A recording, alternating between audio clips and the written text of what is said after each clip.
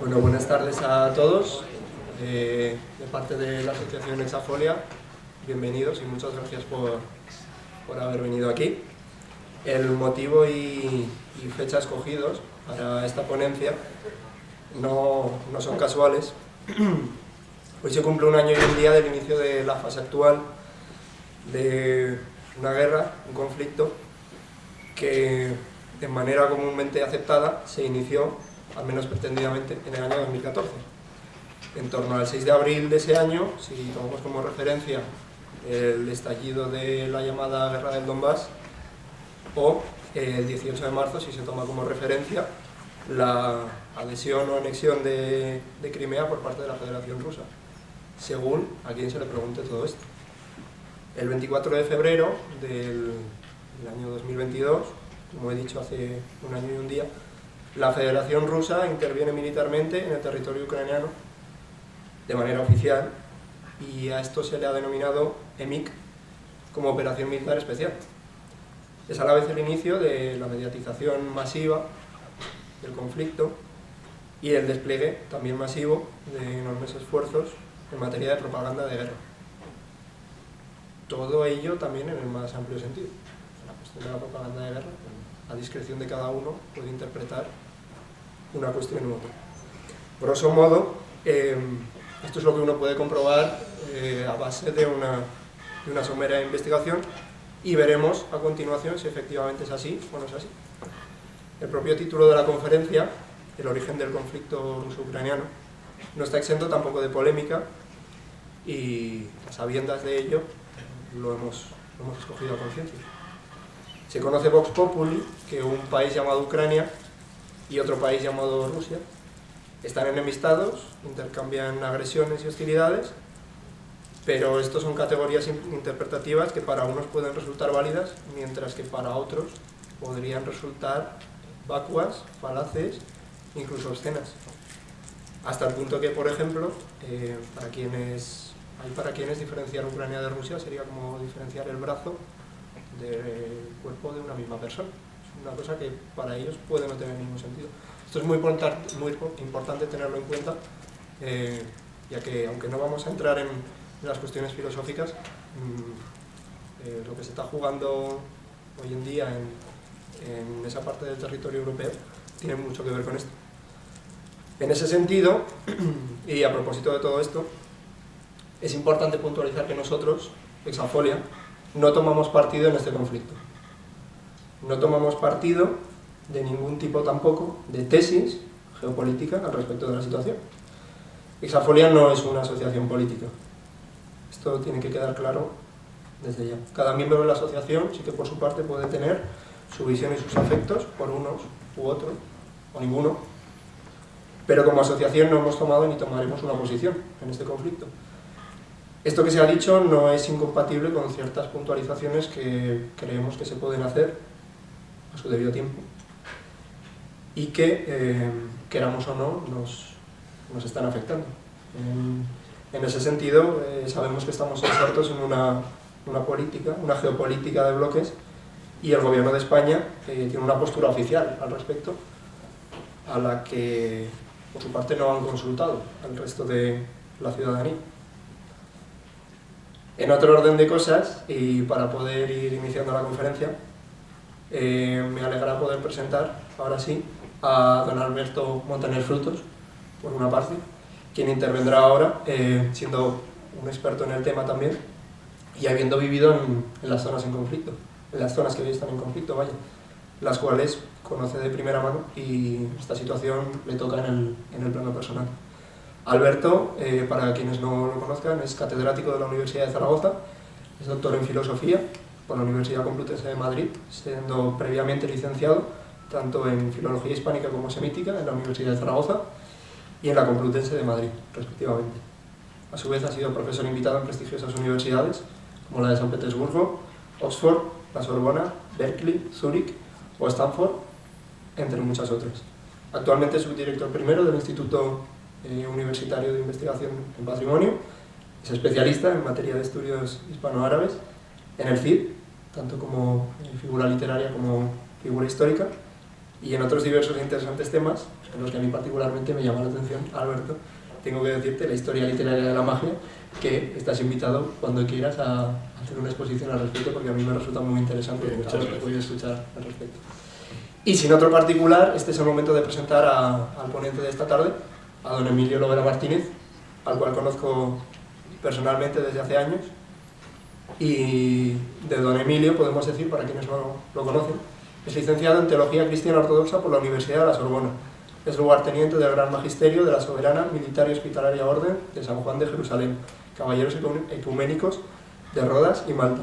Es jefe de protocolo de Su Alteza Imperial Real, el Príncipe de Anjou, y además ha viajado tanto a Ucrania como a Rusia en numerosas ocasiones, y es un gran conocedor de la historia y de la cultura eslavas y de Europa del Este. Así que muchas gracias, Emilio, bienvenido, y cuando quieras puedes comenzar.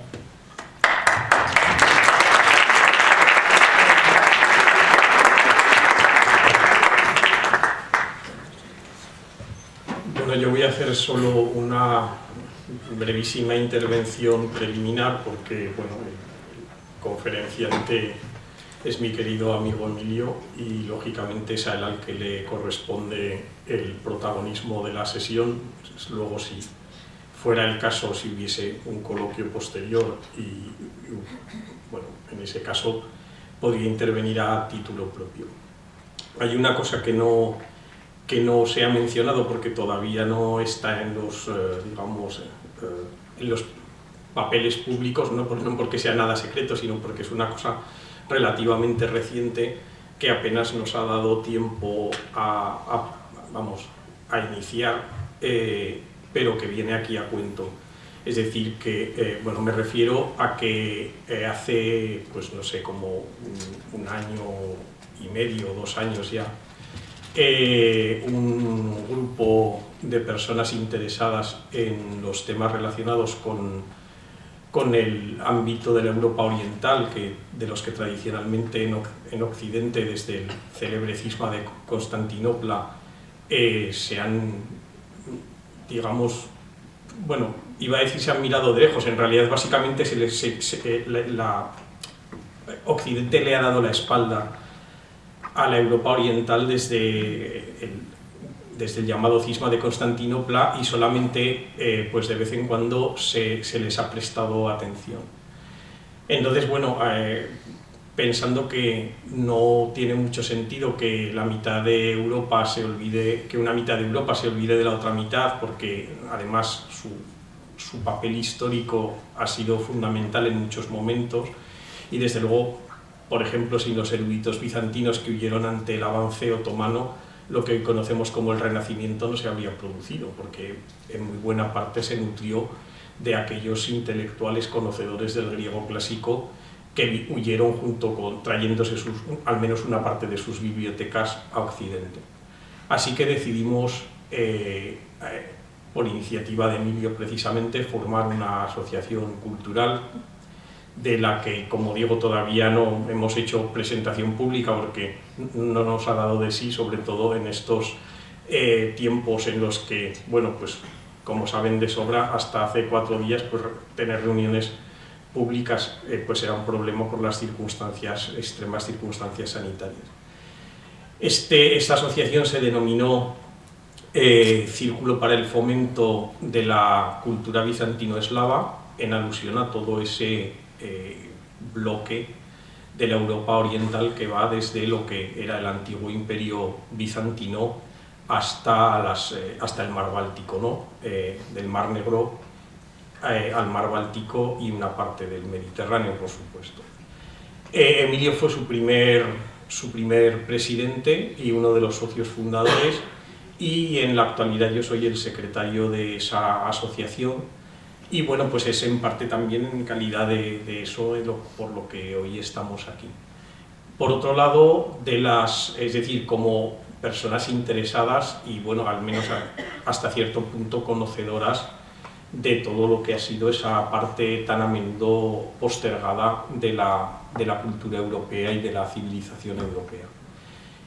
Y por otro lado, bueno, en la presentación ha quedado claro el contexto, pero bueno, esa mención de la Orden Ecuménica de San Juan de Jerusalén, esa mención de la Casa de Anjou, tienen que ver con vinculaciones históricas de la Orden de San Juan de Jerusalén en concreto, con el Imperio Ruso desde la época de Pablo I, el emperador Pablo I, y de la Casa de Anjou porque en un momento dado en los representantes de esa Casa de Anjou confluye una de las ramas de la antiquísima familia aristocrática rusa de los Dolgoruki, uno de cuyos representantes intentó fundar el último digamos, Estado ucraniano independiente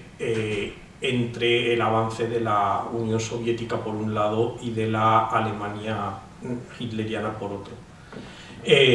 Obviamente fue una iniciativa absolutamente efímera, pero bueno, ahí, digamos, son las diversas corrientes que confluyen en la figura y en la trayectoria de Emilio, digamos, para justificar, aparte por supuesto de sus conocimientos de los que ahora nos va a hacer partícipes, para justificar que hoy esté aquí con todos nosotros precisamente, bueno, para hablar de un asunto tan sumamente complejo en muchos aspectos, espinoso en otros y que, como bien se ha dicho, a mí me toca personalmente, porque mi mujer es de Kramatorsk, que es una ciudad que está a 100 kilómetros de Donetsk, y ahora mismo una parte de nuestros amigos está en Donetsk, la otra parte está en Kramatorsk, o sea, justamente a los dos lados del frente, y no, bueno, en fin, si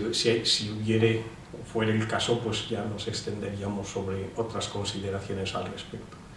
Y bueno, sin robarle más tiempo al ponente y agradeciéndoles a todos su asistencia, pues Emilio, cuando quieras, adelante.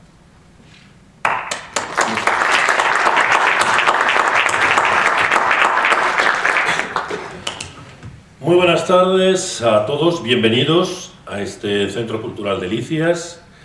Quisiera agradecer, en primer lugar, a la Asociación Exafolia, que me da la oportunidad de dirigirme a todos ustedes.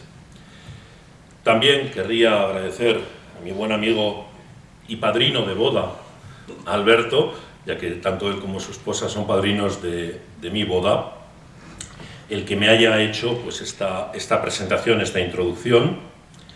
Y también hay una persona hoy entre ustedes que representa una institución que es culpable de que yo esté hoy aquí. Esa institución, uno de sus miembros, fue profesor mío de historia y me hizo amar la historia. Y esa institución, que son los hermanos de La Salle, también pues, me enseñó a buscar la información, a no creerme lo primero que me cuentan, a pensar por mí mismo, en una palabra.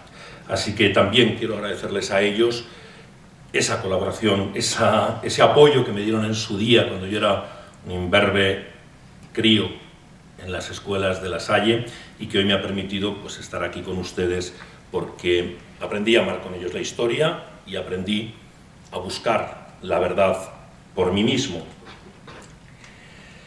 No voy a tomar partido por ninguno de los dos contendientes en esta guerra, más allá de exponer los hechos que han conducido a la misma.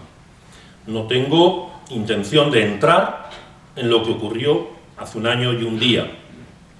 Eso está en las hemerotecas, de según qué lado del frente lo miren ustedes, pues verán algunas cosas, y según desde qué otro lado, pues verán otras diferentes.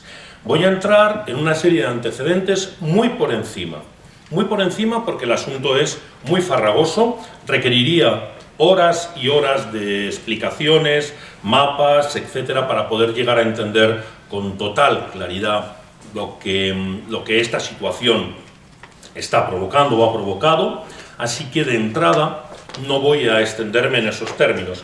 También hay algunas palabras que utilizaré, como la palabra occidental, cuando me refiero a un lado, u oriental, cuando me refiero al otro. Para mí, Lo que me enseñaron en el colegio es que Europa empezaba en los Urales y llegaba hasta Lisboa, y eso era geográficamente y políticamente, por las islas que tenían los países, pues llegaba también a Azores, etcétera, y a las Canarias por el otro lado. Pero la realidad es que llegaba a Occidente, llega hasta los Urales, y a partir de los Urales estaríamos hablando de Oriente. En el caso de esta guerra, todo lo que está a un lado se le llama Occidente, todo lo que está al otro lado se le llama ruso, prorruso, oriental, etcétera. Así que a veces esos términos los voy a utilizar, pero quiero que quede claro pues que los utilizo dentro de ese contexto más o menos generalizado. Todo lo que yo voy a exponer hoy aquí está en los libros de historia, una parte, y otra parte en las hemerotecas, fundamentalmente en estas últimas casi todo. Lo que espero motivar de ustedes hoy es el interés a encontrar una versión propia, a que no traguemos con el sapo que nos venden de la versión oficial, sea cual sea el bando y la versión que nos den, sino que busquemos nuestra propia verdad, porque es algo que es pues muy importante hacer. Empezaré recordando que un 28 de junio de 1914, una mañana soleada, los archiduques Francisco Fernando y Sofía fueron asesinados en Sarajevo. Nadie en Verdún se puso a hacer trincheras, nadie se puso a cavar trincheras, pero la realidad es que la Primera Guerra Mundial acababa de comenzar. Un 1 de septiembre de 1939, no tan soleada mañana, Alemania invadió Polonia. Chamberlain y Daladier ni siquiera se preocuparon. Uno estaba en Francia, el primer ministro francés, el primer ministro británico, ni siquiera se preocuparon con ese hecho que pensaron que iba a ser una cosita puntual. Pero la Segunda Guerra Mundial había comenzado esa mañana. Hoy, nuestros políticos hablan de aliados, de enviar tanques, aviones, armas en general. Pero guerra, en alusión a nosotros mismos, es una palabra que todavía no está en nuestros vocabularios ni en nuestras mentes. Que nadie dude que la guerra que se libra entre Estados Unidos y Rusia en tierras ucranianas es esa tan temida Tercera Guerra Mundial, de la que Albert Einstein dijo que no sabía con qué armas se pelearía, pero que sí sabía cómo sería la cuarta, con piedras y palos.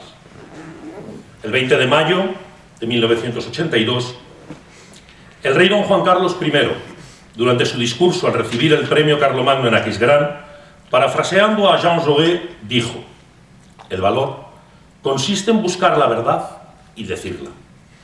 Esa es mi intención esta tarde, ayudarles a buscar la verdad y a decirla, sabiendo además que esa, la verdad, es la primera víctima en todas las guerras.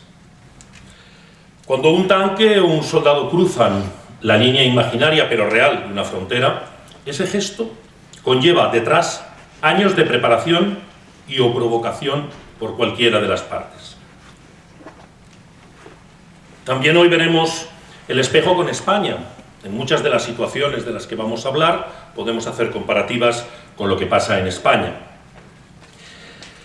El mayor general de Estados Unidos, Smedley Butler, que vemos en la fotografía, vivió entre 1881 y 1940, escribió un discurso cuando acabó su carrera militar al que llamó "La guerra es una estafa".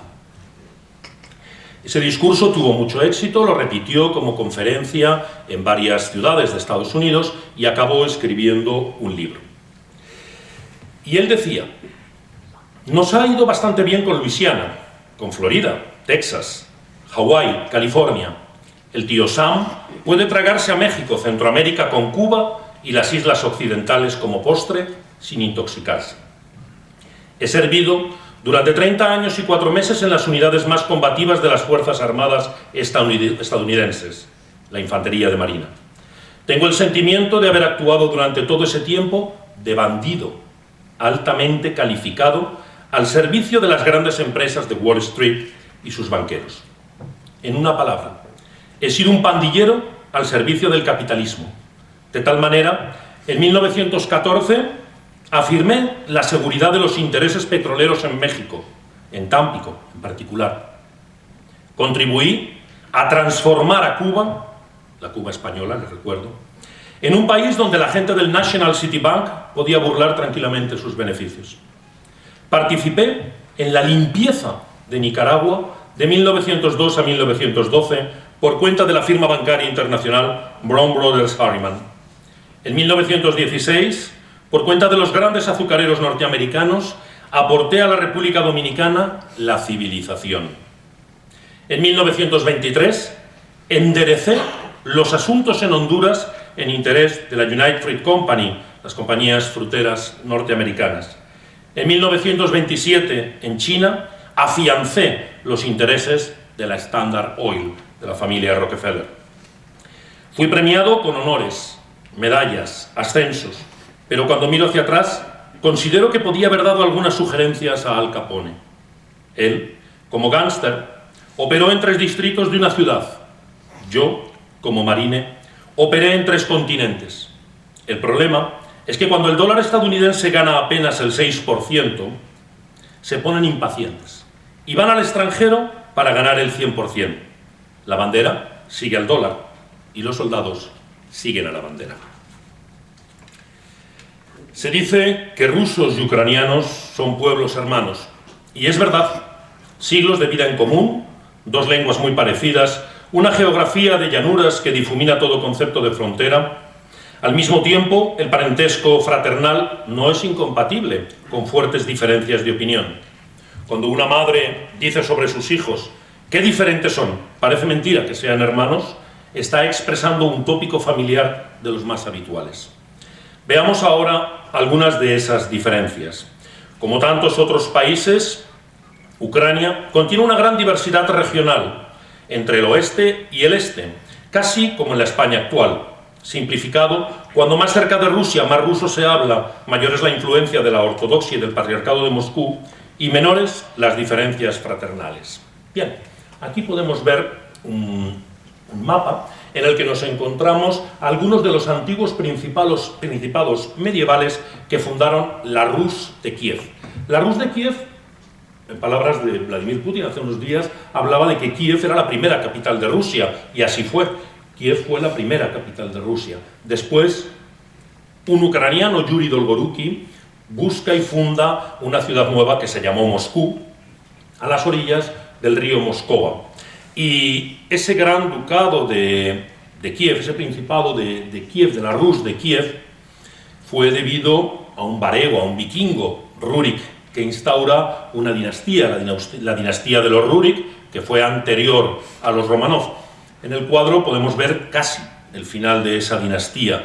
Eso es una escena en la que el zar Iván el Terrible, Iván IV el Terrible, está matando a su propio hijo, el zarevich Alexis, y después vendrían dos príncipes más de la casa de Rurikovich, hasta que se extinguió y el Zemski Sobor, o Asamblea de la Tierra, decidió elegir una nueva familia imperial después de unas ocupaciones de los suecos, polacos, etc., y eligió a la familia Romanov como la familia que estaría al frente desde 1613, al frente de los destinos ya de lo que es el Imperio ruso. Cuanto más al oeste, más fuerte es la identidad nacional ucraniana, el carácter mixto, oriental-occidental, del que hablábamos antes, el catolicismo greco-ortodoxo o uniata.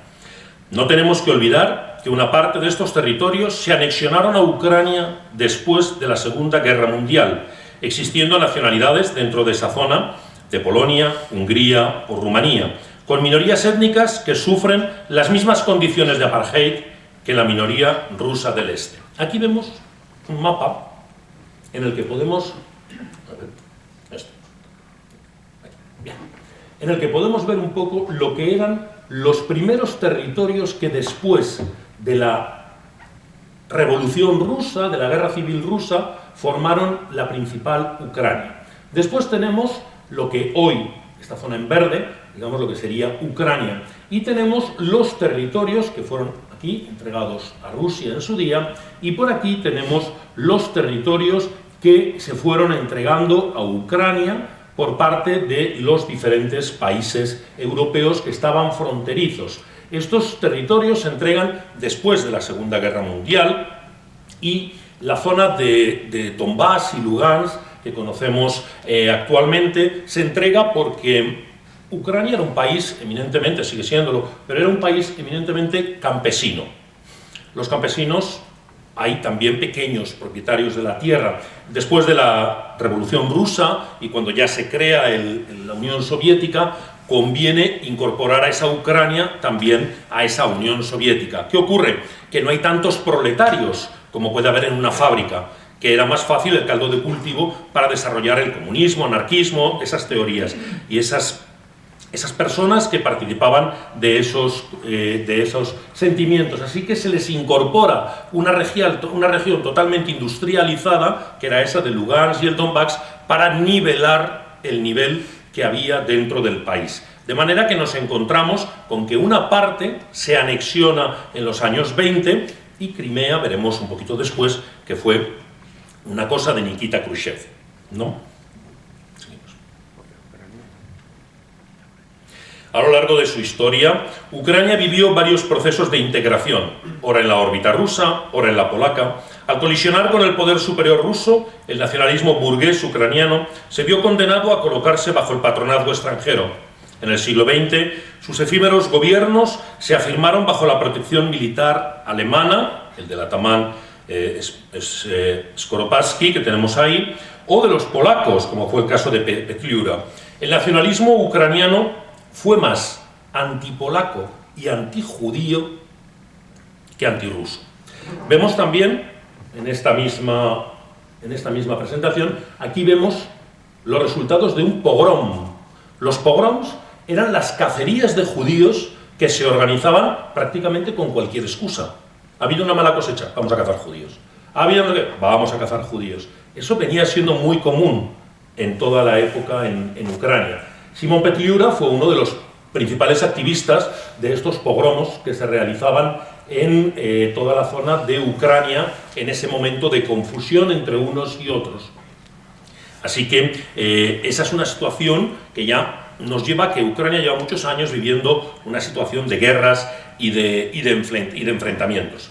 En el plano político fue frecuentemente socialista o revolucionario y en un contexto de grandes convulsiones como las de la Guerra Civil Rusa tuvo que decantarse entre blancos y rojos en beneficio de estos últimos. El espacio ucraniano ha sido frecuentemente campo de batalla. En el siglo XVII conoció las revueltas contra la Unión Polaco-Lituana. En el XVIII, el zar Pedro I se impuso a los suecos en la batalla de Poltava. En el siglo XX fue uno de los principales escenarios bélicos, primero en la Guerra Civil Rusa y después en la Segunda Guerra Mundial. El periodo de 1917 a 1922 abarca en Ucrania un sinfín de conflictos. Parte de los nacionalistas ucranianos lucharon junto con los alemanes y los austrohúngaros, otra parte contra ellos. La población ucraniana, prorrusa, se dividió en su lucha a favor de una Rusia unida, unos con los rojos y otros con los blancos.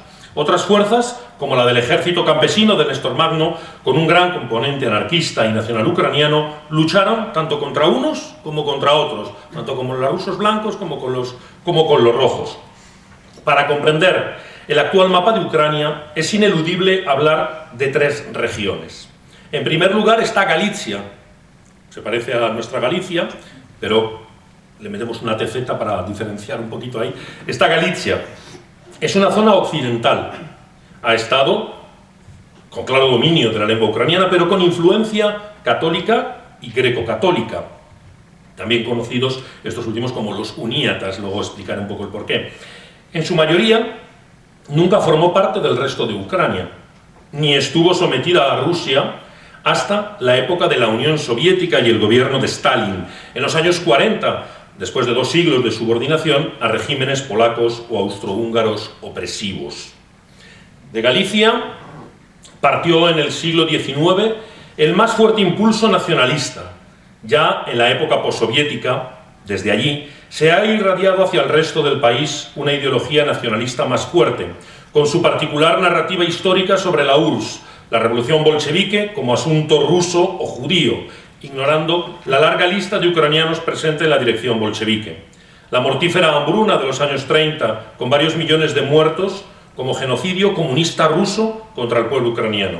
ocultando que la misma hambruna de esos años acabó igualmente con zonas rusas como el Don, el Kubán, el Volga y con otras repúblicas como Kazajstán. Todo ello, aspectos de la nueva historia adecuada a la nueva estatalidad adquirida en 1991.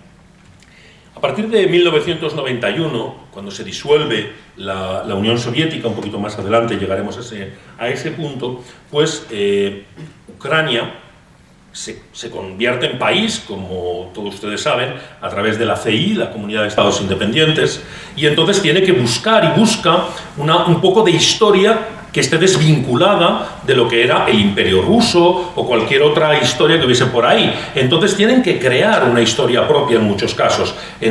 Van adaptando algunos episodios, van creando ya una sensación antirrusa porque tienen que tender a separar esa hermandad que había en gran parte del territorio ucraniano, porque hay una parte que estaba en la frontera con Polonia y en la frontera con Hungría que son realmente pues totalmente diferentes. Son los nacionalistas ucranianos, hablan el ucraniano, que es una lengua muy parecida al ruso, nos puede pasar aquí con el catalán o el castellano, son lenguas latinas, pues en este caso allí esas lenguas eslavas son muy parecidas y entonces ellos se encuentran en esa situación de que tienen que darle cuerpo al nuevo Estado y tienen que crear un sentimiento de nación, de que tenemos bandera propia, tenemos escudo propio, tenemos himno, tenemos historia, tenían mucho para buscar, sin necesidad de enfrentarse con unos o con otros, habían sufrido bastante ya y tenían bastante información.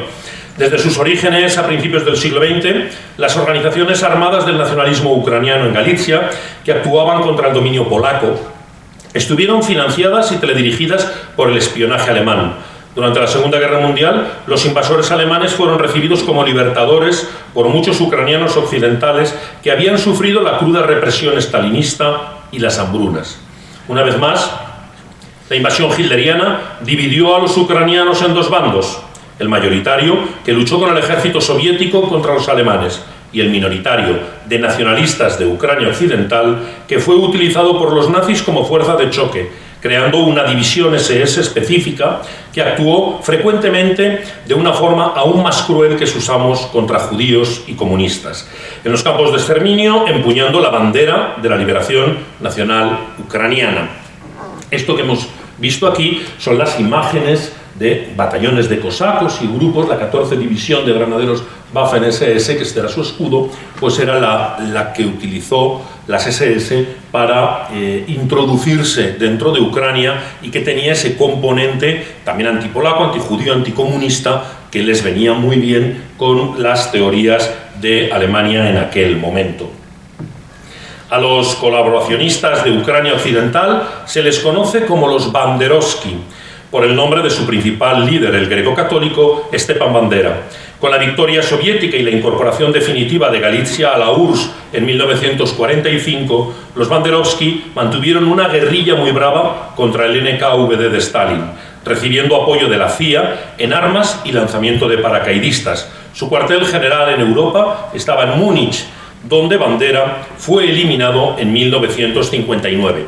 Múnich fue un centro muy importante de lucha anticomunista. Ahí se encontraba la Liga Antibolchevique de las Naciones, ahí se encontraban estos movimientos que habían salido de Ucrania y de otros países de lo que ya estaban dentro de la órbita de la Unión Soviética, se habían refugiado en Alemania y estaban sobre todo radicalizados o radicados, mejor dicho, en Múnich, y desde ahí intentaban hacer pues sus campañas y sus incursiones en sus diferentes países. Vemos que la imagen de Stepan Bandera, que está allí al fondo, es su cuadro ahí. Vemos que tiene un monumento ya en la Ucrania actual y que en las manifestaciones que ha habido en el famoso Maidán, su bandera, la bandera de los Banderovski, estaba presidiendo gran parte de esas manifestaciones, a la vez que las otras banderas ucranianas nacionalistas que había en esas manifestaciones, ¿no? De manera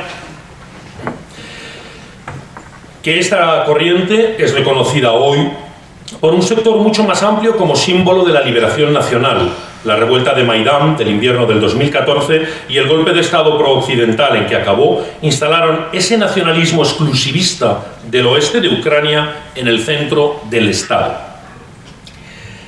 Bien. En el sur y el este de Ucrania, en la llamada Novorossiya, siempre se rechazó con toda claridad cualquier glorificación de los Banderovski. Se trata de una zona que va desde Kharkov, en el norte, hasta la región de Odessa, en el suroeste, mayoritariamente rusoparlante y con una gran población que se define a sí misma como rusa. Esa región no formó parte de Ucrania hasta la guerra civil de los años 20.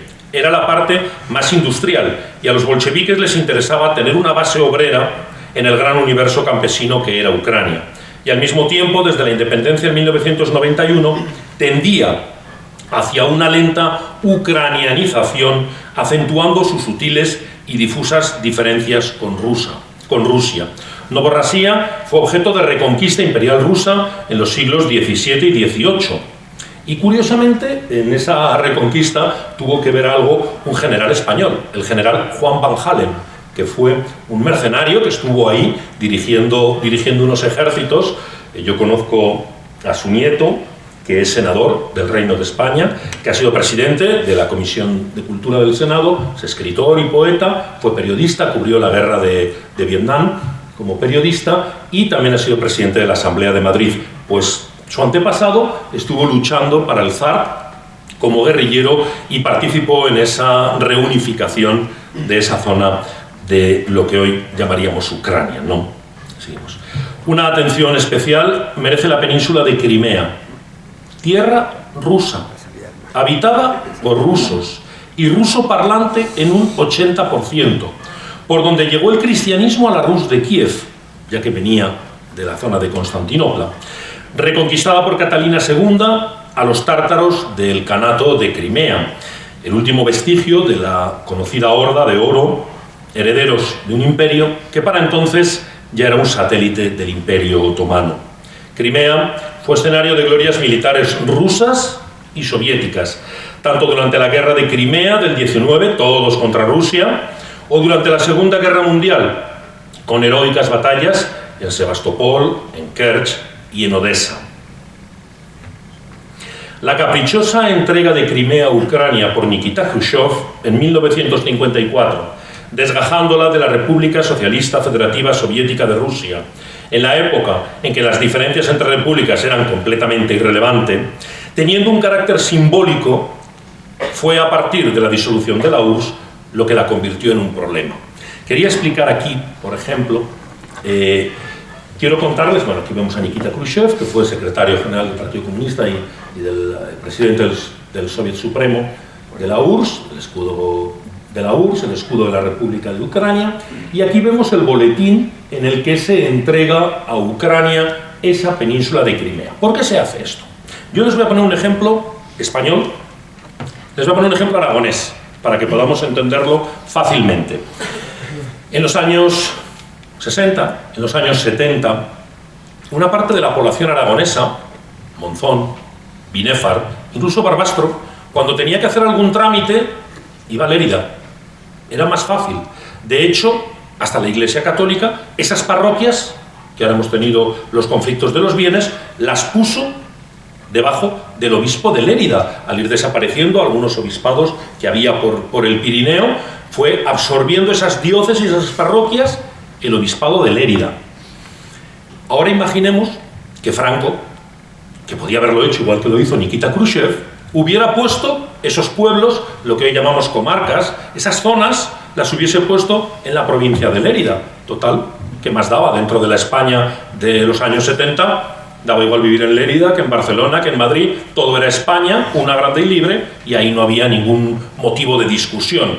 Por lo tanto, si Franco hubiera hecho eso y hubiera colocado esos pueblos en el interior de Cataluña y ahora nos encontrásemos en una situación en que Cataluña fuese independiente y esos pueblos de la franja quisieran volver a ser Aragón o España, nos encontraríamos en la misma situación en la que se encuentran los pueblos de Ucrania.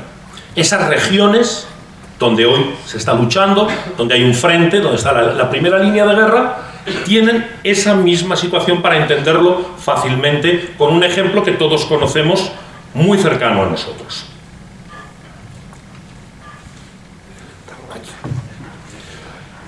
Crimea fue, pues un elemento siempre de conflicto. Desde que se produjo la independencia, Crimea siempre había estado ahí. Lógicamente era una salida natural al mar que tenían los rusos. También muy cerquita de Crimea había otra que era ya propiamente rusa, que podían salir y entrar sin ningún problema, pero era una región totalmente rusa al 80%. O sea, la mayoría de su población era ruso-hablante, era ortodoxa y era, lógicamente, porque en todas las guerras y en todos los conflictos la religión tiene un punto también que tiene que ver. Igual que pasó en la guerra de Yugoslavia, donde católicos, musulmanes y ortodoxos luchaban, pues también pasa en este caso en la zona de Ucrania, con bastante más lío, porque hay 3 iglesias ortodoxas, una católica, y aquello es un poco caos. Otra diferencia entre rusos y ucranianos tiene que ver con su tradición política, con las formas, los símbolos, los héroes con los que unos y otros se sienten identificados. Los héroes de esa tradición política son líderes en Ucrania de cosacos libres que luchan ora contra los turcos, ora contra los polacos, ora contra los rusos, y que van absorbiendo por el camino rasgos de unos y de otros. Por ejemplo, estamos hablando constantemente y oyendo en los medios de comunicación Maidán. ¿Les suena a todos ustedes? Maidán, la guerra del Maidán, la revolución de Maidán, la plaza de Maidán. Eso es una redundancia. ¿Por qué Maidán es plaza en lengua turca? Entonces, los ucranianos llaman a la plaza de la independencia Maidán de la independencia. Es una palabra turca que está asimilada dentro del lenguaje, entonces no tiene nada que ver con esa no es otro nombre que le han dado a esa plaza. Todo eso es muy diferente en la tradición rusa, que es la galería llena de cuadros, grandes zares, grandes caudillos, y cuanto más grandes, más Estado, más imperio construyen. Esa diferencia ha influido diferentemente en la evolución que ha tenido la historia de estos dos pueblos hermanos.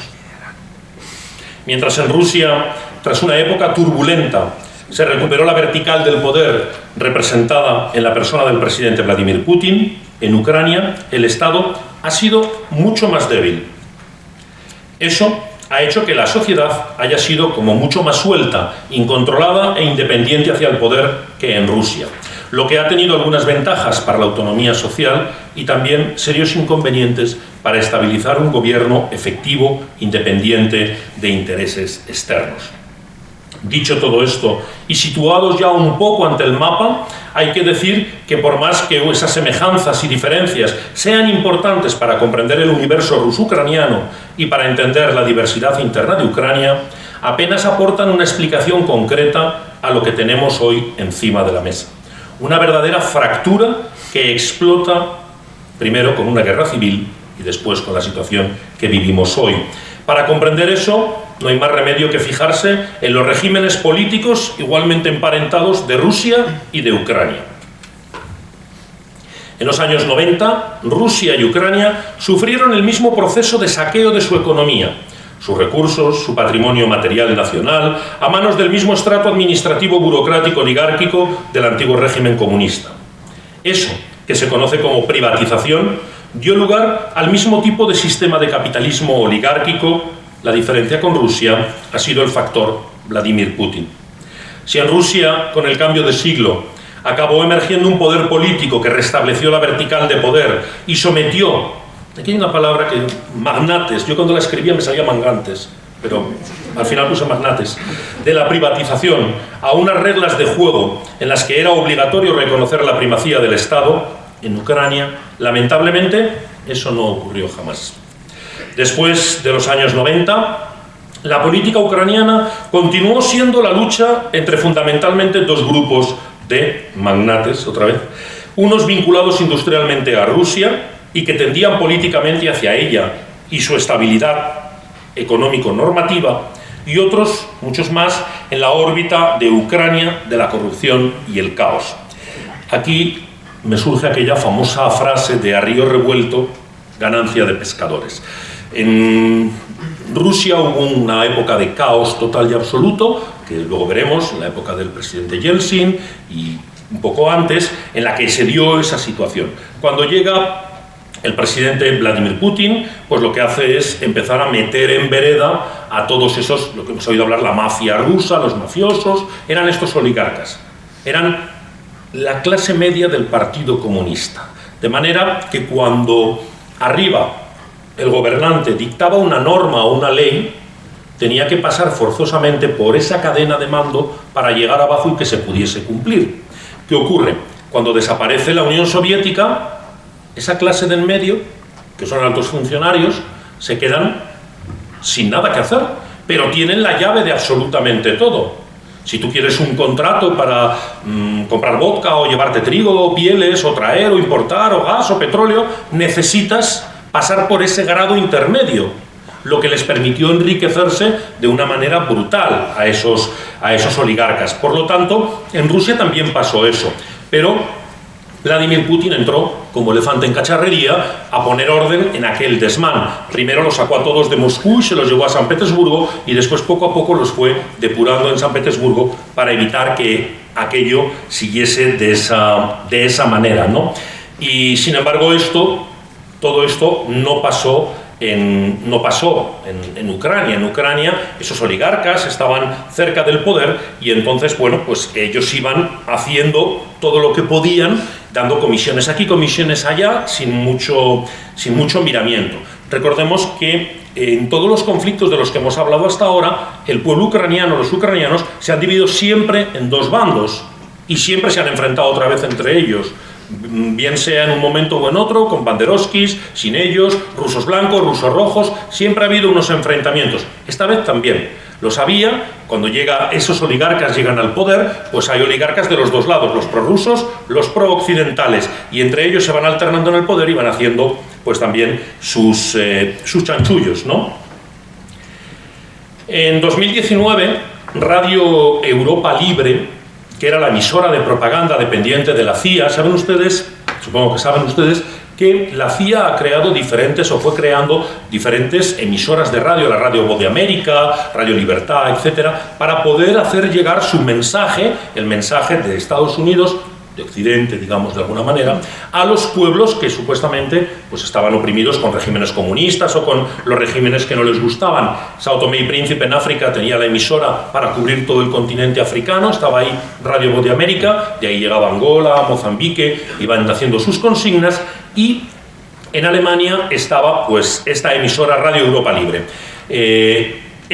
Como digo, en 1919 difundió una información sobre la conexión de Zelensky, actual presidente de Ucrania, y el oligarca Igor Kolomoisky, empresario ucraniano, israelí y chipriota, vaya mezcla, propietario de la banca Privat y responsable de la desaparición de más de 5.650 millones de dólares de los fondos transferidos a Ucrania en 2014 por el Fondo Monetario Internacional. Igor Kolomoisky fue nombrado gobernador de Dniepropetrovsk en el marco de las protestas contra el golpe de Estado de 2014 que surgieron en el Donbass y Lugansk. Gastó más de 10 millones de dólares en la creación del batallón Dniepro, financiando a los batallones nazis de voluntarios Azov, Donbass, Dnieper 1, Dnieper 2 y apoyando públicamente al batallón Aidar, que tenemos por aquí sus emblemas. Este señor era el empresario propietario de la cadena de televisión donde trabajaba de humorista el actual presidente Zelensky. Este señor es el que le contrató, pero no solo contrató a Zelensky, y donde le ven, el hombre tenía mucha mano para los negocios, contrató al hijo de Joe Biden, que murió en 2019, era un trabajador suyo, $50.000 al mes, pero como murió, él tenía una empresa que se llamaba Burisma Holdings Limited, todavía está hoy, pueden ustedes buscar en internet Burisma y les saldrá todo lo que quieran encontrar de esa empresa. Pues esta Burisma Holdings Limited tiene hoy en día unas empresas biológicas de tratamientos médicos y cosas por el estilo, y el jefe de prensa de unos laboratorios químicos resulta ser un trabajador formado en la CIA, como dice su propio currículum, y que fue en la época del presidente Bush. el jefe de contrainteligencia militar después de los famosos atentados de las Torres Gemelas. Es algo un poco peculiar que ese señor, que se llama Blackoffer, acabe siendo pues, el jefe de prensa de estas empresas vinculadas al grupo Burisma de este señor. Cada uno de los dos bandos, en este sistema de clanes y oligarcas, con fuertes anclajes en la diversidad étnica ucraniana, era demasiado débil para imponerse a sus oponentes. Esta debilidad hizo que cada uno de ellos aumentara la conexión y dependencia hacia el elemento exterior. Unos iban hacia Rusia, los otros se iban hacia Alemania y Estados Unidos.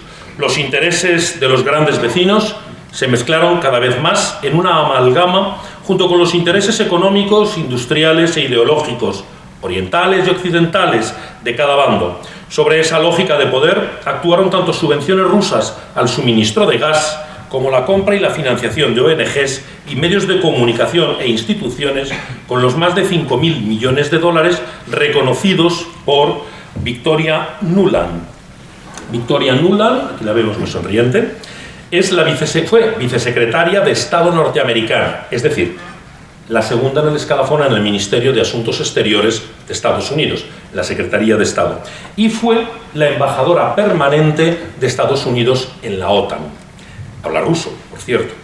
Y Victoria Nuland entrega esos 5.000 millones, lo reconoce que los ha entregado, y sus socios correspondientes, claro, alemán y europeo en general, sobre todo polacos. Polacos y alemanes siempre han estado ahí muy metidos. Por eso he puesto un poco pues, todos los escudos que tienen algo que ver con este asunto. ¿Qué es lo que se pretendía o qué es lo que les acabo de contar a grandes rasgos que ocurrió? Pues que donde unos estaban dando ayudas y subvenciones y te doy el gas más barato y así no te falla, a la gente no le falla la calefacción y no tiene revueltas cuando gobernaban unos, los otros lo que hacían era comprar medios de comunicación, el empresario que hemos visto anteriormente, comprar ONGs, que luego iban a estar por ahí metidas en toda la organización de todos los disturbios que han ido teniendo lugar en el golpe de Estado del 2014, invirtiendo ese dinero de esa manera pues tampoco clara, cuando poco, ¿no? Digamos un poquito turbia. Una diferencia fundamental entre estos dos vectores externos es que si Moscú era desde el principio consciente de la diversidad interna de Ucrania y por tanto de la imposibilidad de imponer sus intereses allá sin romper el país, en Washington, Bruselas o Berlín se buscaba cada vez más una victoria total y definitiva.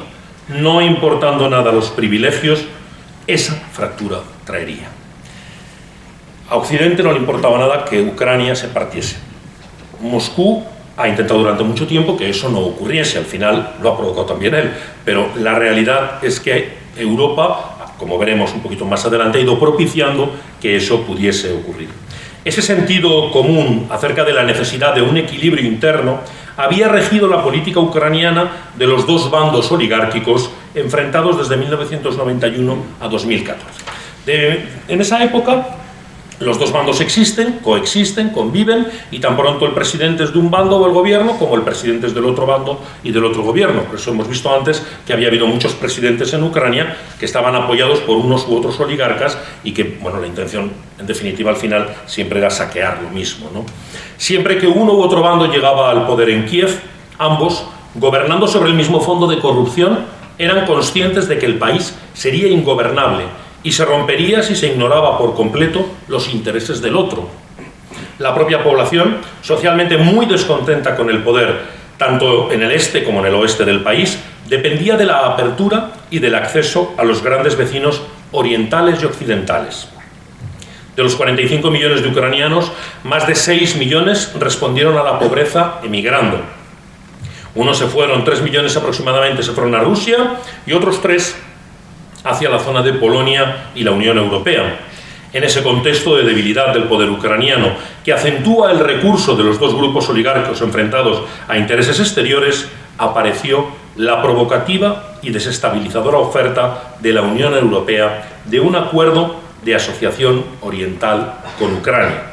Hay que decir que, a diferencia de la unión aduanera propuesta por Moscú, esa oferta europea se planteó desde el principio como excluyente.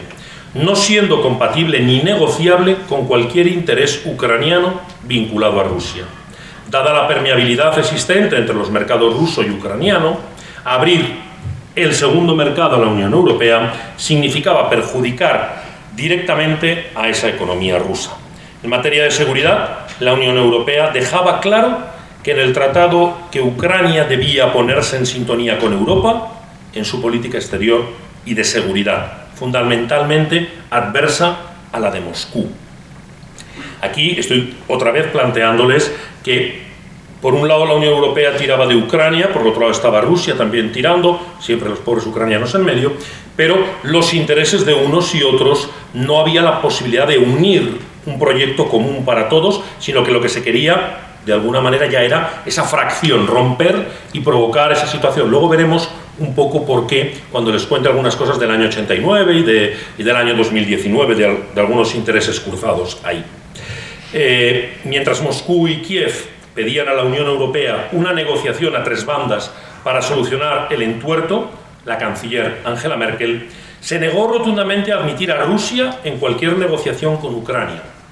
Eso hizo que la jugada de la adhesión a Europa se convirtiera en una bomba desestabilizadora de los equilibrios y diferencias territoriales y de intereses hasta ahora gobernables en una verdadera ruptura. Aquí vemos a Angela Merkel y me he permitido ponerles algo que es bastante interesante conocer, y es que el 5 de septiembre de 2014 se firma este acuerdo entre las partes en conflicto. Estamos hablando del Protocolo de Minsk. El Protocolo de Minsk quería garantizar la paz en esos territorios de Lugansk y el Donbass. Había una especie de línea fronteriza y 15 kilómetros a cada lado de tierra de nadie para desmilitarizar la zona y para evitar que el conflicto se fuera recrudeciendo. Que tener en cuenta, luego veremos algunas escenas de 2014 que les van a sorprender por su dureza. Eso se intentó con el Protocolo de Minsk. Pero Angela Merkel, hace nada, ha declarado en 2022 que el acuerdo se hizo única y exclusivamente para engañar a Rusia, para permitir que Ucrania se armase y se preparase para la guerra que inevitablemente la iban a llevar. Entonces, ella lo declaró a un periódico diciendo, pues que bueno, porque en aquel momento, en 2014, Rusia tenía la posibilidad de aplastar Ucrania, y para evitarlo pues se hizo el acuerdo de Minsk. Fue una manera de engañarles, de tenerlos ahí contentos diciéndoles, bueno, vamos a hacer esto, la Unión Europea está por en medio, la OSCE, tal, todo esto lo vamos a arreglar, pero al final eso no arregló nada y la situación se fue de las manos a la situación que estamos actualmente. La realidad es que las condiciones que la Unión Europea pretendía hacer cumplir a Ucrania la dejaban bastante mal, obligando a rebajar las pensiones a los jubilados a casi la mitad. Imagínense que son la mitad, lo que se tenían que haber quedado era 85 euros al mes. Cerrando las ayudas que recibían del lado ruso, los suministros de gas, con descuentos, etcétera, etcétera, para la calefacción y las necesidades básicas para la supervivencia. Imagínense cómo se quedaba la población ucraniana. Esto me recuerda a cuando España entra en la Unión Europea. ¿No le suena? No tuvimos que arrancar viñas, arrancar olivos, matar vacas, hacer un montón de cosas porque no cumplíamos con los estándares de calidad de la Unión Europea y nos hicieron cambiar toda nuestra economía. Luego las vacas daban más leche de la que teníamos y nos pusieron un cupo y también hubo que volver a matar las vacas nuevas. Las viñas ya no se plantaron en muchos casos y se perdieron, etcétera, etcétera, etcétera. Al final, esto no es la primera vez que ocurre. A nosotros, a España, ya nos ha ocurrido algo parecido a lo que le proponían hacer a Ucrania. Eliminar casi todas las ayudas y en plena antesala de las elecciones traería desórdenes y desgaste institucional. De manera que en un error sin precedentes por parte del presidente Yanukovych, decretó la ruptura de las negociaciones sin ni siquiera explicar el porqué de esa ruptura, anunciando casi a la vez el ofrecimiento por parte de Rusia de un elevado préstamo para Ucrania. Claro, ¿qué ocurre aquí? Yanukovych se da cuenta de la situación. Él había declarado, yo no quiero a la OTAN dentro de Ucrania. que no a Ucrania en la OTAN, sino a la OTAN dentro de Ucrania. Eso me va a suponer la guerra con Rusia. Las condiciones leoninas que me imponen para entrar con ese acuerdo en la Unión Europea me obligan a cerrar cualquier acuerdo con Rusia, de la que dependo económicamente en el gas, en el petróleo y en muchos de los suministros. Por lo tanto, eso es una locura. Pero en vez de comparecer y explicarle a la población, en esto les puede afectar a ustedes esta ruptura o este acuerdo, no lo hizo. En lugar de eso, lo que hizo fue decir, bueno, voy a dar otra noticia a ver si con eso compenso. Digo que hemos roto el acuerdo con la Unión Europea, que sentó pues como un cubo de agua fría, pero Rusia nos va a dar un préstamo. Bueno, la gente se reía, claro, de aquello, eso les parecía cuando poco serio, ¿no?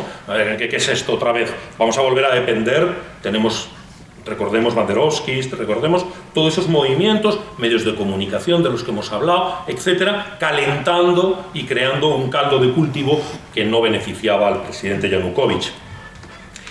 El primer Maidán fue un movimiento surgido de un impulso genuinamente popular que expresaba elementales deseos de regeneración democrática, civil y nacional. Tenía detrás a uno de los dos bandos oligárquicos y a los socios exteriores americanos y europeos, con apoyo de medios de comunicación locales, los que habían comprado o creado, e internacionales, por lo que desde el principio estaba bien cargado de ambigüedad social y geopolítica. Por sí solo, el sujeto que formaba la infantería de ese Maidán no era capaz de tomar el poder y tumbar al desprestigiado régimen, por otra parte electo y completamente legítimo desde el punto de vista formal. Para derribarlo se necesitaba una fuerza de choque disciplinada y dispuesta a jugarse el físico, lo que podríamos denominar como una carga de caballería pesada. Y tan pesada, ¿eh? Ahí ven algunos de los demócratas que participaron en esas manifestaciones. Los Banderovskis, nuevamente en escena.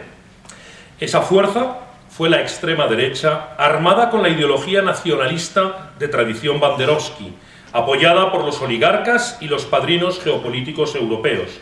Si la trama subterránea de complicidades y financiación, asesoramientos y adiestramiento de servicios secretos occidentales, americanos y alemanes apenas ha trascendido, más de 40 políticos occidentales de primera fila, entre ellos primeras figuras de Estados Unidos, los ministros de Exteriores de Alemania, Polonia, países bálticos, etc., pasaron por la plaza de Kiev repartiendo solidaridades y pastelitos. Volvamos a España. Ahora se imaginan ustedes en las manifestaciones pro referéndum de Cataluña o por nacionalistas de Cataluña al viceministro de Asuntos Exteriores ruso repartiendo pastelitos y botellitas de agua a los manifestantes. ¿Se imaginan ustedes al embajador chino por ahí repartiendo mantitas para que no pasen frío por la noche? ¿Qué hubiéramos dicho? ¿Qué hubiéramos dicho de aquello? Pues esta señora es Victoria Nuland, que la han visto antes. Era la vicesecretaria de Estado de Estados Unidos en ese momento y era la embajadora permanente ante la OTAN de Estados Unidos.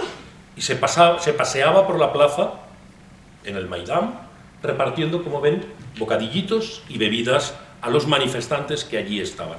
Y con ella, más de 40 altos cargos europeos que pasaron por ahí repartiendo esas pequeñas dádivas entre los manifestantes. Fue ese segundo Maidán el que ejecutó el cambio de régimen en las jornadas de febrero. En un contexto de batallas campales, con incendios y toma de sedes ministeriales, la masacre indiscriminada de manifestantes, en total más de 100 y más de una decena de policías, a cargo de tiradores de precisión, eso ocurrió el 20 de febrero de 2014, y precipitó la caída del gobierno y la huida del entonces legítimo presidente.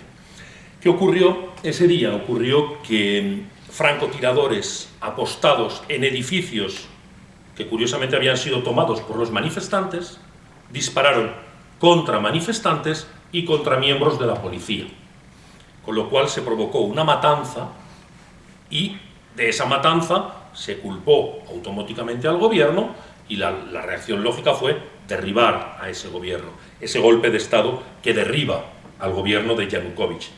El estudio académico más convincente sobre aquella masacre, obra del profesor Iván Kavchanovsky de la School of Political Studies de la Universidad de Ottawa, concluyó lo siguiente: la evidencia indica que una alianza de elementos de la oposición de Maidán y la extrema derecha estuvo involucrada en el asesinato en masa tanto de los manifestantes como de la policía, mientras que la participación de las unidades especiales de la policía en los asesinatos de algunos de los manifestantes no se puede demostrar en base a la evidencia disponible. El nuevo gobierno, que llegó al poder en gran parte como resultado de la masacre, falsificó su investigación, mientras que los medios de comunicación ucranianos contribuyeron a tergiversar la matanza masiva de manifestantes y policías. La evidencia indica que la extrema derecha desempeñó un papel clave en el derrocamiento violento del gobierno legítimo de Ucrania. Lo que este señor en ese estudio hizo fue analizar miles de fotografías, trayectorias de las balas, informes forenses de los cuerpos que habían muerto en esa plaza y ver de dónde salían las balas. Eso no lo había hecho nadie en Ucrania. Lo hizo este señor de la Universidad de Ottawa con toda la información que pudo reunir, lo que le dio los datos necesarios para hacer estas afirmaciones. Pero no solo él. A la misma conclusión llega Richard Sadko, de la Universidad de Kent, autor del mejor libro sobre el Maidán publicado hasta la fecha, Frontline Ukraine, quien dice en febrero de 2014: estuve metido de lleno en la crónica periodística del Maidán de Kiev. Hasta el más iluso activista de cualquier movimiento social europeo comprende ahora el misterio de lo que está viviendo estos días en Kiev. Si la causa es justa entrecomillado, se puede ocupar más de media docena de edificios, sedes ministeriales en el centro de la capital, varias sedes regionales del gobierno, organizar escuadras paramilitares, presentar una fuerte resistencia física ante los antidisturbios, matar agentes y ganarse con ello el aplauso de la Unión Europea. Siguiente. Las batallas campales son aquí valientes y pacíficas manifestaciones. Las autoridades y no los ciudadanos deben renunciar a la violencia y derogar las leyes que limitan las libertades y derechos, y sus reivindicaciones deben ser escuchadas. Merkel y Bruselas dicen. Comienza una nueva época. Veremos a políticos rusos, bielorrusos y ucranianos llamando a la huelga general en Atenas, coreando el "no nos representan" en la Puerta del Sol, o aplaudiendo a quienes lanzan botellas incendiarias a la policía en Frankfurt. Obviamente, si todo aquello hubiera ocurrido con los vectores y escenarios invertidos, si un gobierno favorable a los intereses americanos en México o Canadá, siendo acosado con políticos rusos, chinos y venezolanos de primera fila, repartiendo pastelitos entre los manifestantes, no se habría celebrado como progreso democrático, sino como escandaloso y sangriento golpe de Estado, terrorismo y demás. El cambio de régimen en Kiev precipitó la revuelta del este de Ucrania, primero en Crimea, donde la declaración de soberanía y el posterior ingreso en territorio de Rusia fue fácil por el amplio apoyo de la población y la presencia de la flota rusa, y luego en todo el arco de Novorossiya. Todas estas regiones, temerosas de las primeras disposiciones de un gobierno con participación banderovski en materia de lengua y ante la evidencia de que sus derechos e intereses iban a ser atropellados, pidieron federalismo en pequeños antimaidanes, sin el menor apoyo de oligarcas locales, todos se pasaron a Kiev, que expresaban el mismo genuino descontento social y temor popular que el de Kiev desde un vector identitario y geopolítico distinto. Hemos visto hace un rato en uno de los mapas la realidad de Ucrania con las nacionalidades. Había por ahí unos polacos, había húngaros, había rumanos, había diferentes pueblos que componen lo que hoy llamamos Ucrania. Hace unos días el presidente Zelensky ha firmado su solicitud de ingreso a la Unión Europea. Eso lo han visto en todos los telediarios. A lo mejor lo que no han visto es que Ucrania, que ha pedido ese ingreso en la Unión Europea, ha sido bloqueada por Hungría, que se ha opuesto. Y se ha opuesto porque la población húngara que vive en esas zonas de Ucrania está sufriendo el mismo apartheid que los rusos por el otro lado.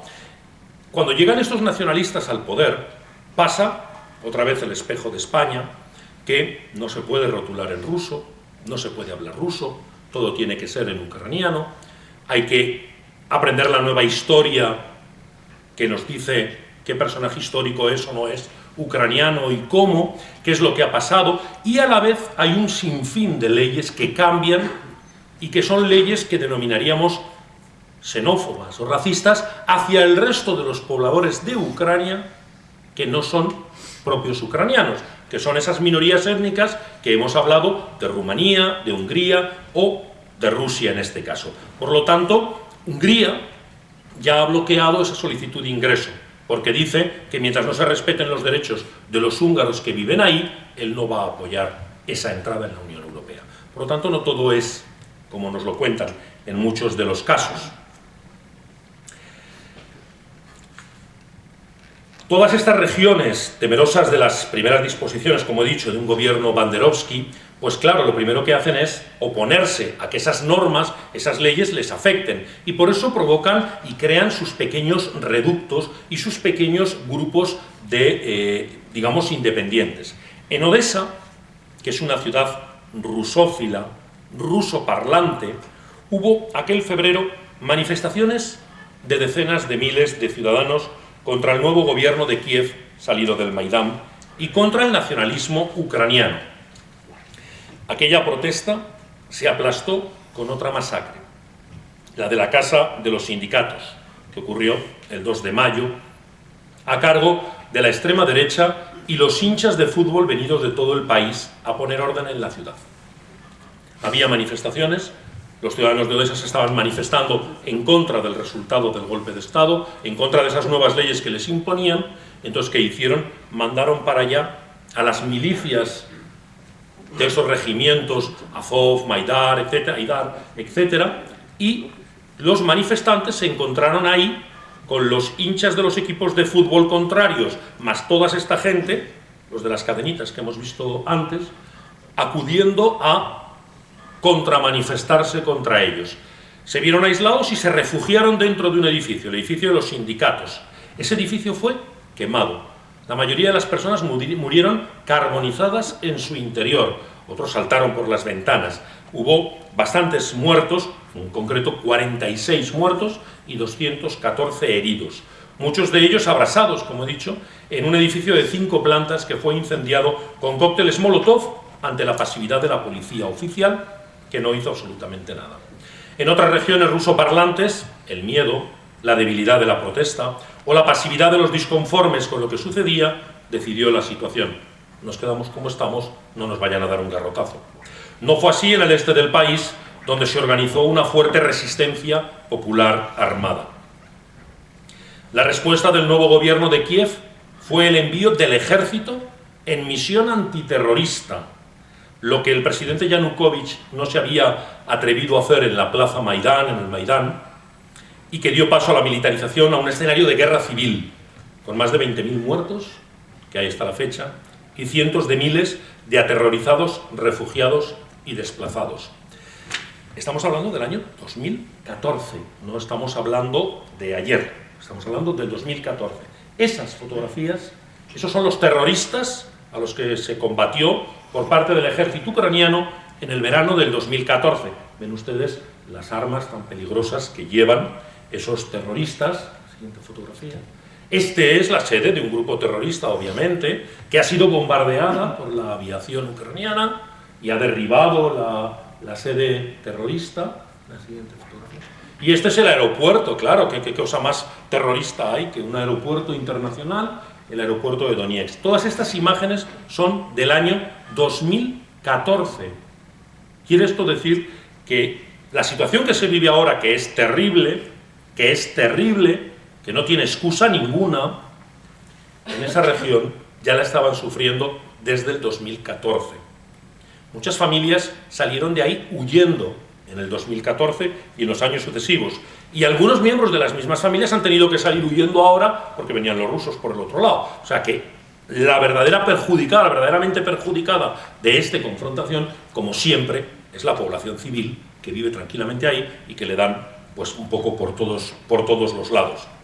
Una vez más, si cambiamos las fichas, toda esta utilización de aviación, artillería contra ciudades y civiles desarmados habría sido valorada en Occidente como intolerable crimen contra la humanidad o crimen de guerra. Pero cuando el ataque lo realizan los amigos de la Unión Europea, son simples actuaciones antiterroristas. Dicho esto, se impone la evidencia de que todo lo que hubo y hay de genuinamente popular y liberador, tanto en el primer Maidán de Kiev como en la revuelta de Novorossiya, importa muy poco en este conflicto, en el que lo determinante es su dimensión geopolítica. Nada se entiende sin poner el objetivo de nuestra cámara de observación en posición de gran angular. Momento en el que nos cerramos a ver una cosita, nos perdemos todo lo que está ocurriendo. Hay que abrir el objetivo. Tenemos que abrir para que nos demos cuenta de los intereses cruzados que provocan la situación actual. La propaganda occidental achaca el conflicto de Ucrania a la maldad del presidente Putin, al nuevo expansionismo ruso, y propone cronologías tan descaradas como la película que comienza con la invasión rusa de Crimea. Vaya por delante que el régimen ruso, claro, tiene intereses, aunque mucho más legítimos desde el punto de vista de la historia y de la geografía, a los europeos. Primero, mantener su control y acceso a buena parte de los recursos naturales e industriales de Ucrania. Segundo, ampliar su influencia geopolítica.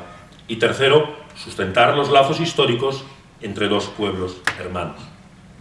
Todo esto hay que tenerlo en cuenta, pero es bastante secundario y relevante al lado del hecho principal. Por primera vez, en un cuarto de siglo, una gran potencia mundial, como es Rusia, paró los pies a la superpotencia hegemónica del conglomerado imperial Estados Unidos, OTAN y Unión Europea. Hablo de 2014 y de esas revueltas, no de la situación actual, ¿no? En este desafío, que crea un precedente, lo que es visto como intolerable y es contestado con sanciones y escenarios de la nueva Guerra Fría por parte de Estados Unidos y sus aliados europeos. La situación lanza señales terribles en el actual mundo revuelto, por lo que repasemos la película que ha conducido hasta el conflicto ucraniano. Durante la perestroika, la siguiente creo que es, ¿no? Es la 30. Ah, sí. Durante la perestroika, el pacto que Gorbachov acabó ofreciendo a Occidente fue el de cancelar la Guerra Fría a cambio de una arquitectura europea de seguridad integrada. Esa fue la oferta implícita de Moscú a Alemania, y así fue entendida y aceptada por todos los actores. A nivel contractual, todo eso quedó reflejado en la Carta de París de la OSCE para una nueva Europa, firmada en el Elíseo en noviembre de 1990, es decir, aún en vida de la URSS, de la Unión Soviética. Las implicaciones de tal esquema eran enormes. La integración soviética en Europa habría dado lugar a un gran conglomerado político-económico con un gran mercado, una enorme potencia energética y cierto eje político, París, Berlín, Moscú. Por mal que se jugase, aquella partida acababa con la hegemonía de Estados Unidos en Europa. A todas luces innecesaria, una vez disuelto el enemigo. Todo esto no funcionó por varias razones. Sin duda, Washington lo percibió enseguida como una amenaza a sus intereses generales y actuó en consecuencia. Gorbachov pecó también de ingenuidad al no amarrar aquellos pactos en acuerdos y contratos sólidos, confiándose en acuerdos entre caballeros. Pero en Moscú sucedieron también cosas que facilitaron mucho que este escenario fracasara. En agosto del 91 se produjo el golpe de Estado de quienes consideraron que se habían rebasado todos los límites. El golpe fracasó porque sus autores no dispararon contra la gente y, sobre todo, porque los rusos ya estaban muy metidos en la perspectiva de una entrada en un mercado global y en el capitalismo en general. Con todo, el proyecto de la Casa Común Europea de Gorbachov podría haber sobrevivido a aquello, pero en diciembre Yeltsin disolvió la URSS. Eso hizo que la Unión Europea y los Estados Unidos le perdieran por completo el respeto a Rusia y se convencieran de que podían tratar con ella como con un vasallo. Esa fiesta se acabó cuando en Moscú decidieron imponer orden. Putin ha sido eso, el restablecedor de un orden elemental y el hombre que quiere impedir la desmembración de Rusia, proyectada por el Deep State de Estados Unidos. Una convicción profundamente arraigada en la mentalidad del propio Putin y de los servicios secretos rusos, que tan importante papel juegan en el Kremlin. En 2001, mientras los americanos se deshacían de algunos de sus acuerdos de desarme más importantes tras la Guerra Fría, caía Milosevic en una de esas revoluciones de colores. mientras el Washington Post editorializaba anunciando que la siguiente jugada después de Yugoslavia serían Bielorrusia y Ucrania. Año 2001. Putin propuso su colaboración a Bush en el esfuerzo antiterrorista posterior al 11S. Cedió acceso a Afganistán por la puerta trasera del Asia Central exsoviética y cooperó en logística e inteligencia todo lo que pudo. Todo eso no sirvió para nada. En Europa las cosas siguieron igual. Mientras las bombas calientes de la OTAN caían sobre Yugoslavia, Javier Solana viajaba a Moscú a mediados de los 90 a convencer a los rusos de que la ampliación hacia el este del bloque occidental, de la OTAN, rompiendo todas las promesas, no tenía nada que ver ni con seguridad ni con confrontación. Y decía, ya no estamos en los pulsos militares de la Guerra Fría. Las zonas de influencia son cosa del siglo XIX. Evidentemente nadie le tomó en serio. Fue así como a partir de mediados de los 90 se decide ampliar la OTAN. En la primera etapa, en 1999, ingresaron la República Checa, Polonia y Hungría. En la segunda, en 2004, Bulgaria, Estonia, Letonia, Lituania, Rumanía, Eslovaquia y Eslovenia. Este proceso se hizo paralelamente a las intervenciones en Yugoslavia, en 1995 en Bosnia y en 1999 en Kosovo, cuya lectura externa era anular el único espacio no sometido a la nueva disciplina continental tras la Guerra Fría. Y ante las sucesivas advertencias rusas sobre líneas rojas, avances de la OTAN que serían considerados inadmisibles en Moscú y que fueron totalmente ignoradas y ninguneadas, en la cumbre de abril de 2008 en Bucarest, la OTAN ya se planteó el ingreso de Ucrania y de Georgia, con la oposición de Francia y Alemania, lo que no impidió reflejar la promesa de tal ingreso en el comunicado final de la reunión.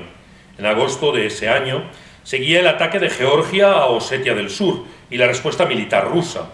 Pese a aquella señal, la OTAN continúa sin renunciar a la integración de ambos países y prosiguió su ampliación en 2009 con Albania y Croacia. A lo largo de 30 años, mientras se le iba avasallando, Moscú no ha dejado de insistir en el esquema de Gorbachov, reclamar un esquema de seguridad continental integrado. Entre 2008 y 2013, desde la Conferencia de Seguridad de Múnich, el foro atlantista más importante al que se invita a Rusia, el discurso ruso siempre fue muy claro en ese foro. En 2007, Putin denunció directamente el juego sin reglas en el que se había convertido el intervencionismo occidental de la OSCE. Dijo, una pequeña amenaza, ¿no? El hermano lobo no pide permiso a nadie y come donde quiere. ¿Qué es lo que no se entiende? ¿Por qué Rusia tiene que aceptar misiles nucleares cerca de sus fronteras y Estados Unidos no? Esa fue la pregunta que les hizo y que no tuvo respuesta. Todos recordaremos la crisis de los misiles del 14 al 28 de octubre de 1962 y la reacción de Estados Unidos a la posible instalación en Cuba de misiles por parte entonces de la Unión Soviética. He puesto estas imágenes porque son, a mi modo de ver, pues muy interesantes. Primero, durante esa época, la persona que había en la Santa Sede era el Papa Juan XXIII. Parecía un curita de pueblo, pero no era un curita de pueblo.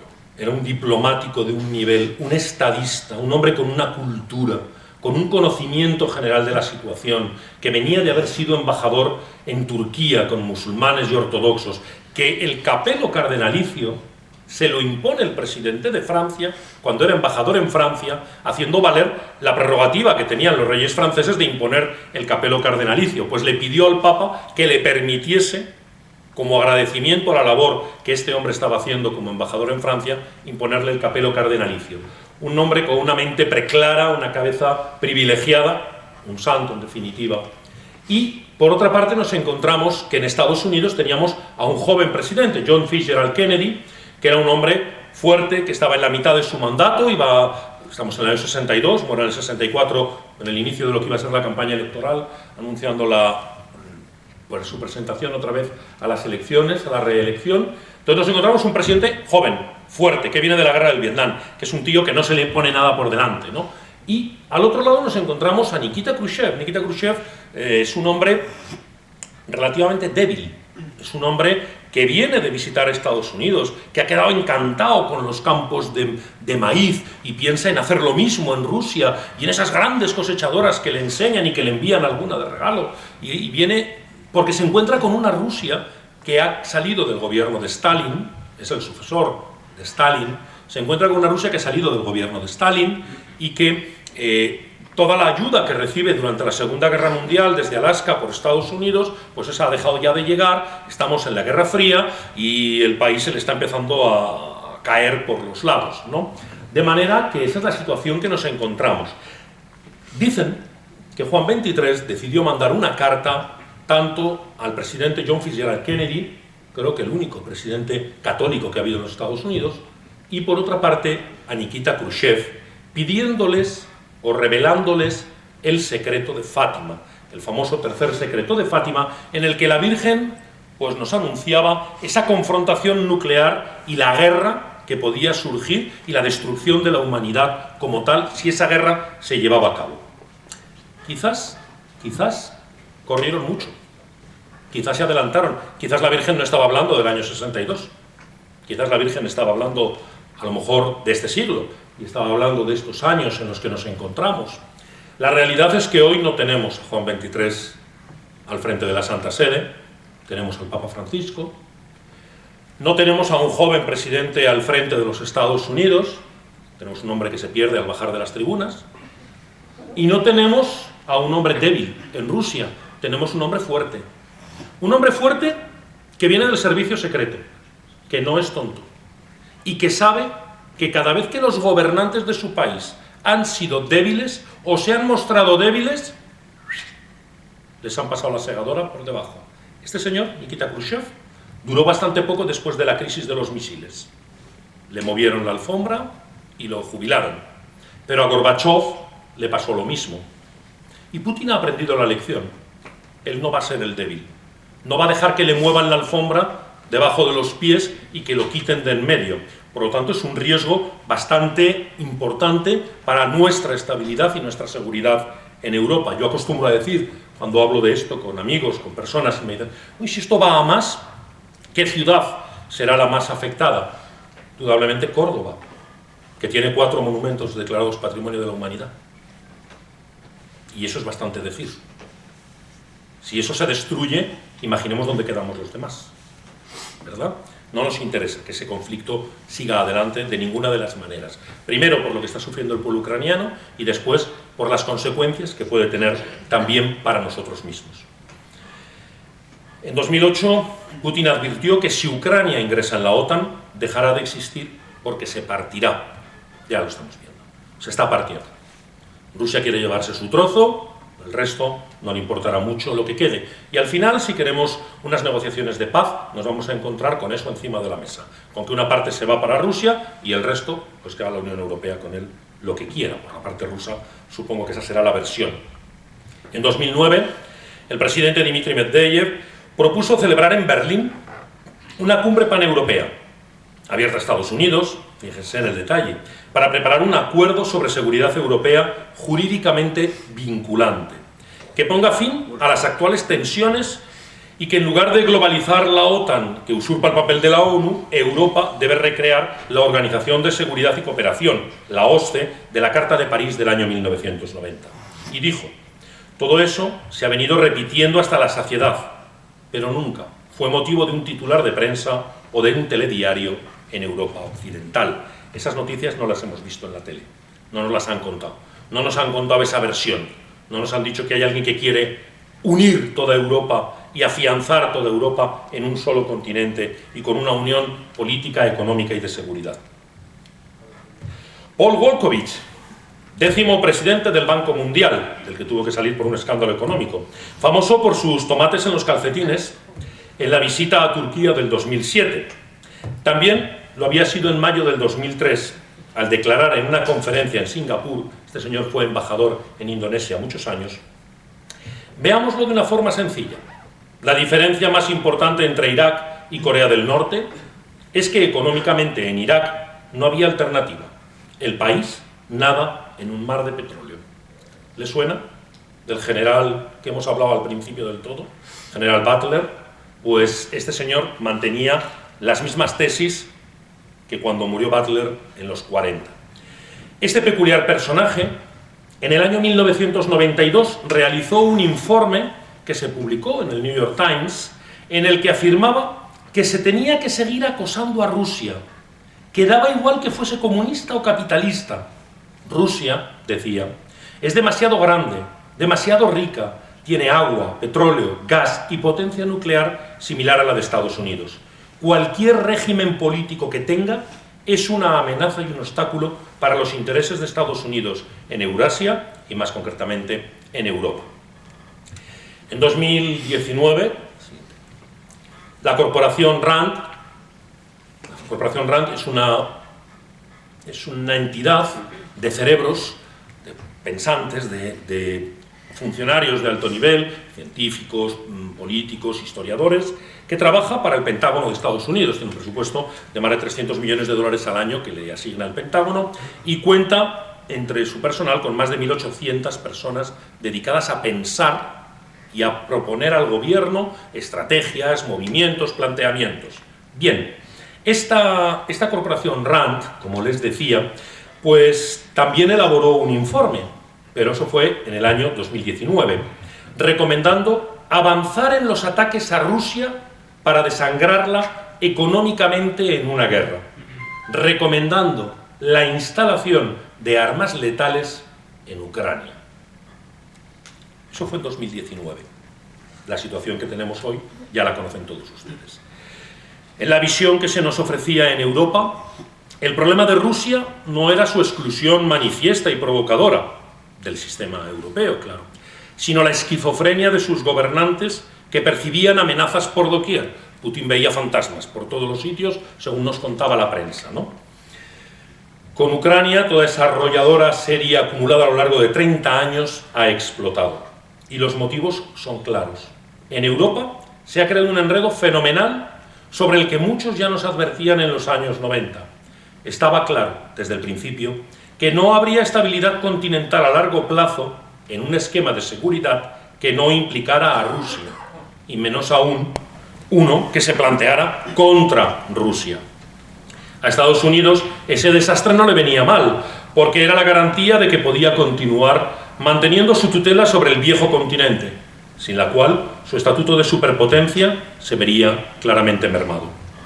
La historia nos advertía que el miedo de los países del este a Rusia era perfectamente razonable. Tenían miedo, los puede invadir. Pero, ¿qué decir del miedo de Rusia a Europa? Rusia ha sido 2 veces invadida por Europa. Una, en 1812, con Napoleón, que llegó hasta el propio Moscú. Y la otra, en la Segunda Guerra Mundial, con un resultado de 27 millones de rusos muertos en esa contienda. Si hubiera que resumir la situación en una frase, diríamos que la OTAN justifica hoy su vigencia en la necesidad de afrontar los riesgos por ella creados, por su propia existencia y su ampliación al este del continente.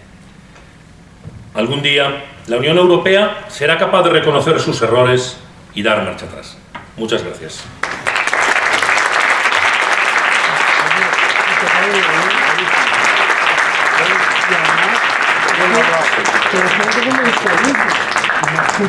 Bueno, muchas gracias a todos de nuevo por asistir. La pena es que vamos casi 10 minutos tarde, así que no podemos admitir en estos momentos preguntas. Espero que hayan disfrutado y seguramente Emilio podrá dar en algún otro momento algún otro tipo de charla, incluso completando la información de esta. Y así queráis, estoy a vuestra disposición. Quedamos a vuestra disposición. Muchas gracias.